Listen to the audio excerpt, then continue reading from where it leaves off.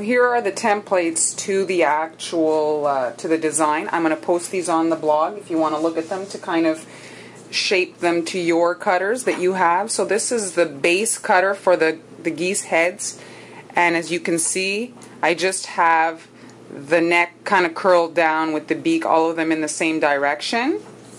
I realize many of you have seen this technique in my videos, but for those of you who are new, so I've cut out my template and you can just place it on the cookie. I didn't cut out the whole thing, I can just flip it around since it's basically the same design all the way around the cookie. And so just place yourself where you'd like it all to line up and then trace them out.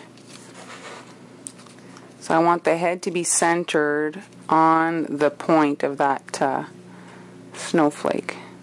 So I'm using an orange marker as opposed to, let's say, black. That would give me darker lines, but they're more difficult to cover once you're actually decorating. And this is paper, not cardstock, which is also a little bit finicky. You have to really hold it, whereas the cardstock would rest better. So you just get around the design. It's just to give you a general line to follow so that the design can be consistent all the way around the cookie. Now I've moved it just to fill my lines for you guys to see. There we go, and the head of the goose goes around like this. It has a bit of white on its chin, and then I'm going to drop the bead right in there so you can see. I'm going to recreate this all the way around the cookie. Here are the two cookies outlined. So here's the snowflake. It's kind of, you know, quite a bit smaller than the lower one, and so it'll be able to showcase the geese heads there. And so I'm just going to layer it off center, so the point and then a point in between these two goose heads, and that's going to be the feather coming out. And then on top of that, there's going to be another little cookie that's going to have the eggs on it. This cookie's a little bit darker. I baked it on the same sheet as these, and so it got a bit darker, so that you should consider when you're baking your cookies to put the smaller ones on a different sheet than the larger cookies, because they obviously bake faster. So now I'm going to be outlining my orange lines.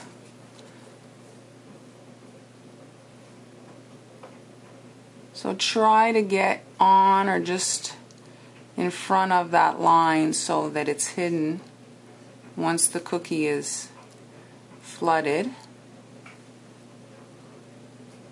You can outline in almost any color. If you have a marker that's on the end of its life, you can use it for this.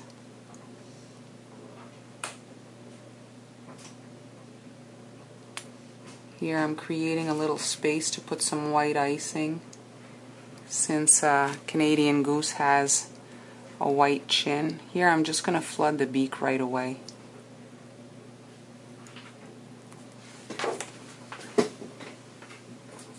I don't want the outline to show on the beak, so get your toothpick and just heal up any lines.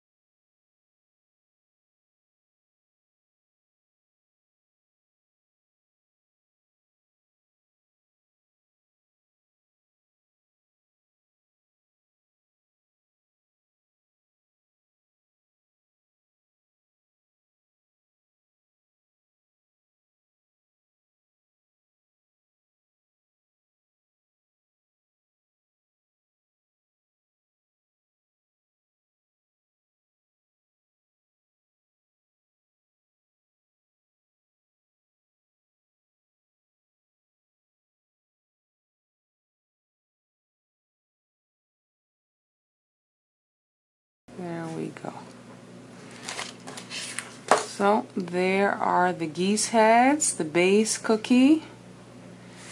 Now I'm going to just let this crust so that I can get a little definition on the chin and maybe puff up the head a little bit more. I want to get a bit of a bulge on the head to give it a little bit of dimension. Here's the wing cutter.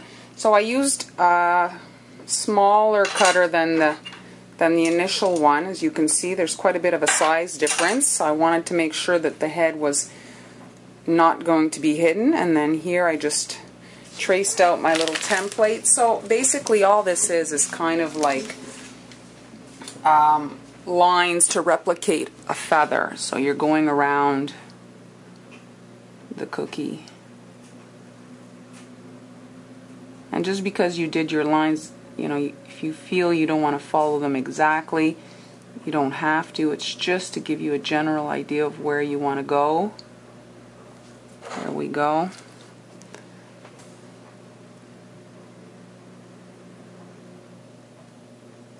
I'm going to fill the cookie. So we're working on each head individually. I've got some little black pearls here. 4mm black pearls by CK. We're going to start here. So I've got a big tip in, a 3 or a 4. I think it's a 3. And I'm just building up a mound here in the head, leaving that area where the white has to go empty. And then with a toothpick I'm just going to move the icing here so that it touches this edge. So it's just the consistency where it should heal. And now grab one of these pearls and drop it in to create the eye. Don't push it in too deep. You want it to be visible since it's black on black. And now you're just working your way around the cookie.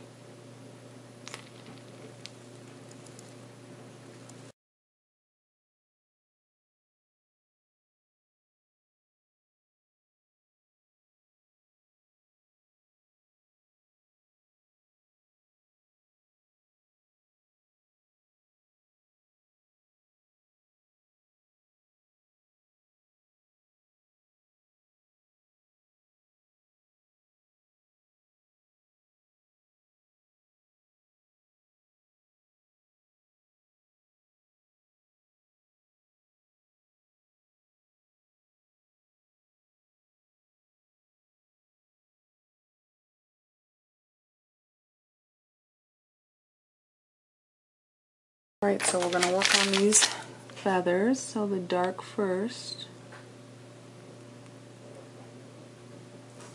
Try to do 2 at a time. I should be good before it crusts.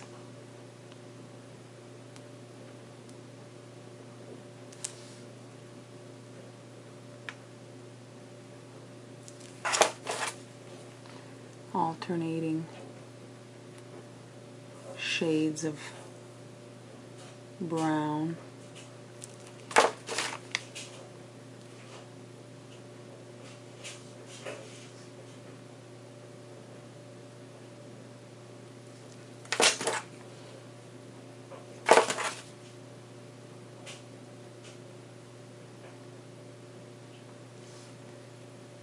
There we go.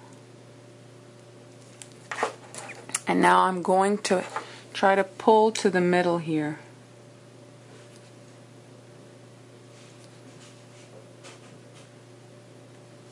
There we go. Pull down towards the center of the snowflake. And there we go. And just bang it out a little bit to get the wrinkles out of the toothpick drag. And you see, creates a nice feathered effect.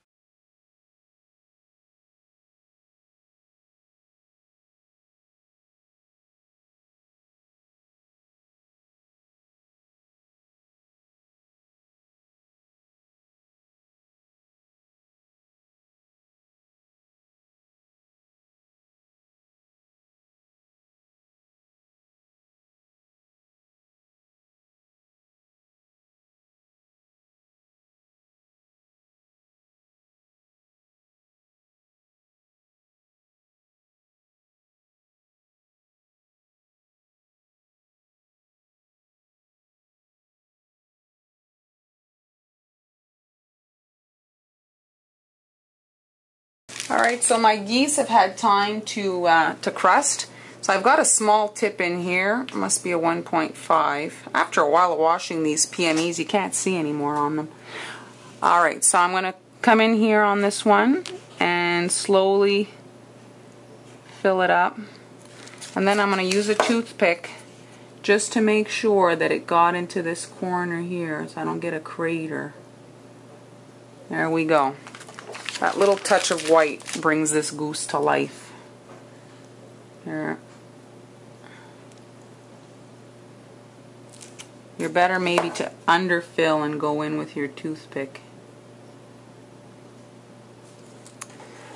For the last part of the cookie, it's this tiny little 6-petal flower. And all I'm going to be doing is ovals on all the petals, and I'd like them to not touch because I want it to simulate eggs. So like the eggs will be placed kind of like the petals, but the 6 eggs that the geese were laying.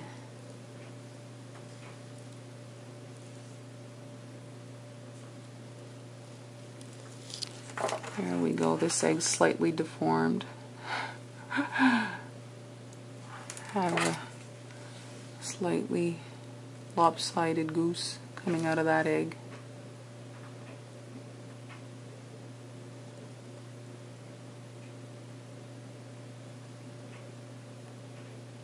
So maybe you want to let these first eggs crust just so that when you add the other 3 they stay separate and that it looks like eggs. Now for the assembly, I'm just going to center the eggs, a little dot of icing, doesn't have to be a lot for it to hold, and then you can put your the eggs slightly turned like that, center them like in between each wing. There we go. Once you've got the eggs centered on the wings, now you can adhere that to the actual geese heads with, again, you can maybe do a little bit more this time since the cookie's slightly larger, and then maybe here, just because there's an emptiness right there from there's no icing. And now I want the peaks to the snowflake to come up here, so the wings. And you want to turn it a bit so that it doesn't hide the beaks. Some of them line up better than others. Like I said, these cutters are not perfectly symmetrical.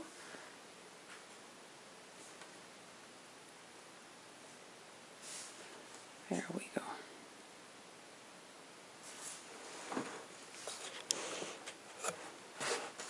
And just let that dry.